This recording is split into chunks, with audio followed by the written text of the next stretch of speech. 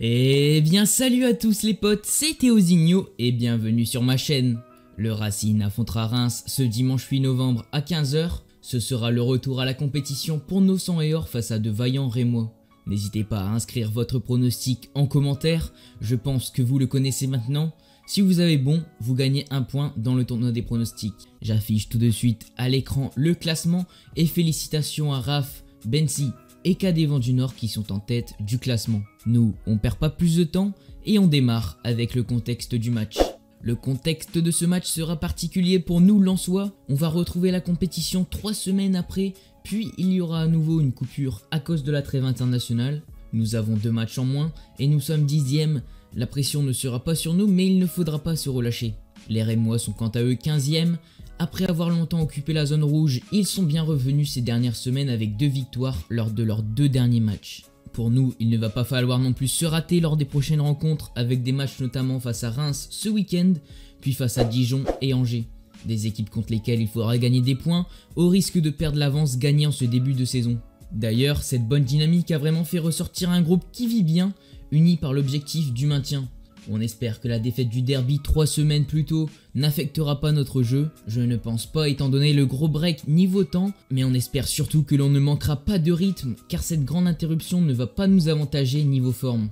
Alors que la forme ne va pas être à son maximum pour nous, il va falloir les battre sur d'autres domaines et c'est ce que l'on va voir tout de suite. Alors comment jouer Reims qui est à nouveau dans une dynamique positive avec un coach David Guillon qui réalise du très bon boulot depuis leur montée en Ligue 1, mais plus généralement depuis sa prise de service en 2017.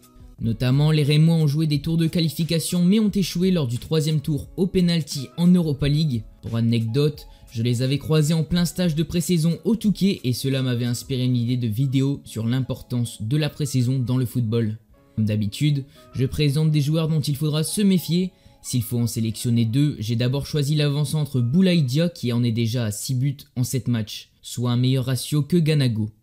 Un homme qui connaît un destin fabuleux et qui ne cesse de progresser, comme en témoigne sa valeur marchande estimée à 0 € en 2017 et qui est maintenant de 8 millions fin 2020. Ensuite j'ai repéré Predrag Rajkovic, le gardien qui était la révélation de la saison dernière. Premier gardien au niveau note par l'équipe, l'international serbe était numéro 1 au pourcentage d'arrêt avec 79,1%. Pour ajouter à cela, une belle stat avec 3 pénaltys arrêtés sur 4. Revenons à l'équipe, plus généralement et depuis que David Guillon est passé en 4-4-2, c'est-à-dire il y a 2 journées, c'est 2 victoires de rang. Reims semble donc avoir trouvé son système et débarque dans le nord dans les meilleures conditions possibles. Serons-nous en mesure de les stopper? Passons aux compositions. D'abord, commençons par les bonnes nouvelles et le retour des joueurs touchés par le Covid. Bien entendu, le secret médical est gardé et on ne connaît pas l'identité des joueurs.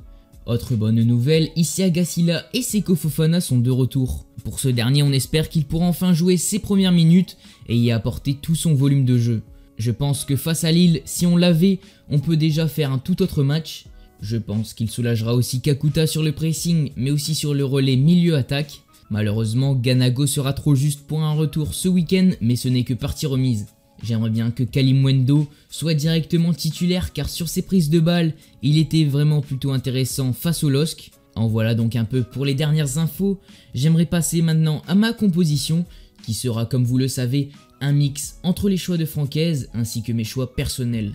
Au goal, sans surprise, c'est Jean-Louis Igleka qui tiendra sa place. Le jeune vénézuélien Wilker Fariñez commence à s'impatienter et on a hâte que la Coupe de France arrive. D'ailleurs, elle devait arriver en janvier, mais avec l'attente du 6e tour, on ne sait pas.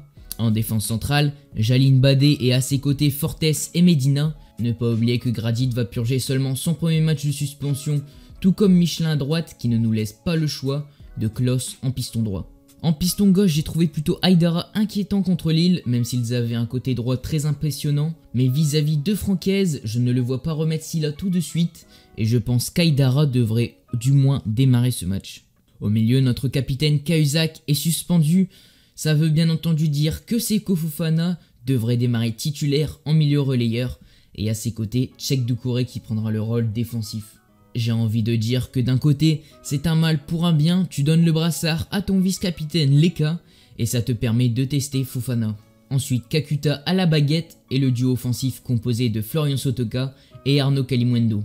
N'hésitez pas à proposer votre avis en commentaire sur ma composition, ainsi qu'à donner votre pronostic. Alors, moi je ne suis pas doué au jeu du pronostic, comme le témoigne mon score qui est de 2 sur 7 depuis le début de saison. Reims est dans une bonne dynamique, nous reprenons à peine le championnat, ces facteurs me font peur même si l'on sera à domicile. C'est pourquoi je vais parier sur un match nul sur l'issue de ce match. A ne pas oublier que ce point du nul serait un bon point contre une équipe séduisante et sérieuse. Cela nous laisserait aussi une bonne avance sur le premier barragiste avec 2 matchs en retard. Voilà les gars pour cette vidéo, on s'approche aussi à grands pas des 1000 abonnés. Et pour y arriver, n'hésitez pas à partager la chaîne à vos potes supporters lensois, ça me ferait super plaisir et j'espère qu'on y arrivera le plus vite possible. Moi je vous dis à plus dans une prochaine vidéo, c'était Théozinho, allez salut et allez lance.